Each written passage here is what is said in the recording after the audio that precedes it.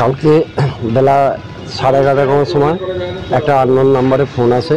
Phone এসে বলে যে পুনের আপনার ওখানে প্রায় 8-10টা মতো অ্যাকাউন্ট চলছে এবং সেই অ্যাকাউন্টে 2.5 কোটি টাকার মতো ট্রানজ্যাকশন হয়েছে।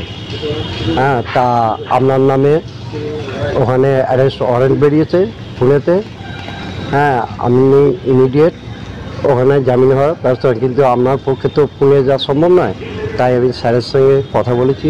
হ্যাঁ, কথা বলেছি যে আপনি 21,850 টাকা দিলে আপনি জামিন হয়ে যাবেন। হ্যাঁ, এবং আমাকে বলে তা নাহলে আপনাকে 2 ঘন্টার মধ্যে আমরা অ্যারেস্ট করব। হ্যাঁ, তারপরে আমি একটু ঘাবড়ে যাই, কারণ আমার একটা অ্যাকাউন্ট বন্ধ আছে বা আমার মোবাইল আধার কার্ড নাম্বার ওরা বলে, তাতে আমি মিলিয়ে দেখি যে আমার আধার কার্ডের সঙ্গে ওদের নাম্বার যেটা বললো সেটা মিলে যায়। হ্যাঁ, বা আমার ব্যাঙ্ক অ্যাকাউন্টে যেটা বন্ধ আছে সে কথাও বললো, তার জন্য মিলে যাওয়ার জন্য আমি একটু প্রথমে ঘাবড়ে যাই। তারপর যখন বললো এই কথা কাউকে আপনি 5 কানাকানি করবেন না, তাতে আপনার জীবন সমস্যা হতে পারে। তার কারণ হচ্ছে আপনার সঙ্গে যারা ক্রাইম করেছে, হ্যাঁ, আপনার আধার কার্ড নিয়ে, তারা জানতে পারলে হয়তো আপনাকে মেরে দিতে পারে, অতএব কাউকে কিছু বলবেন না। আর আমি বললাম তাহলে এই টাকাটা আপনাদেরকে পাঠাবো কীভাবে? বলে আমরা একটা নাম্বার দেবো, সেই নাম্বারে আপনি পাঠিয়ে দেবেন। হ্যাঁ, তা আমরা তাহলে নাম্বারটা দিন। বলে আপনি টাকাটা অ্যারেঞ্জ করুন, করে আমাদেরকে নিয়ে ফোন করবেন, আমরা যে নাম্বারটা দেবো ওই নাম্বারে পাঠিয়ে দেবেন। কী ভাষায় বলছিল প্রথমে হিন্দি বলছিল প্রথম কলটাতে, দিয়ে বলে আমি হিন্দি যাই না, বাংলায় বলুন। দিয়ে বলে ঠিক আছে, আমরা পুনেতে ফরওয়ার্ড করছি।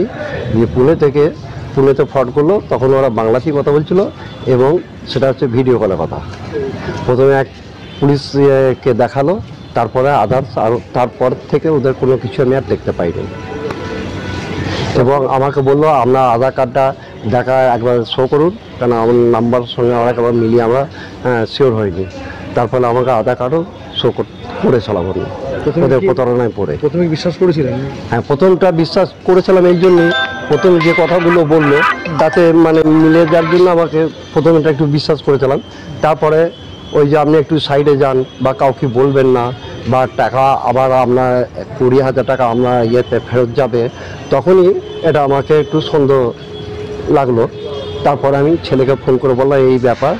ছেলেরা তার সঙ্গে কন্ট্যাক্ট করে কথা বলে। হ্যাঁ, কথা বলে তারপর থেকে সে সুইচ অফ করে দেয় এবং কিছু সে ডকুমেন্ট পাঠিয়েছিল আমাকে, যেগুলো এই নাম্বার, কেস নাম্বার, আপনার এই কাগজ পাঠাচ্ছি। কিন্তু ছেলের সঙ্গে কথা বলার পরই মিনিটের মধ্যেই সে সবগুলো সব ডিলিট হয়ে যায়। থানায় অভিযোগ করেছি? আমি এখানে থানায় অভিযোগ করে এলাম আজকে সন্ধ্যাবেলা গিয়ে। আপনি কি মানে প্রতারণা খপ্পরে পড়েছিলেন? হ্যাঁ, আমি পরে বুঝতে পারলাম এটা প্রতারণা খপ্পরে আমি পড়েছি। আমি অনাময়া কন্ট্রাকচুয়ালে কাজ করি।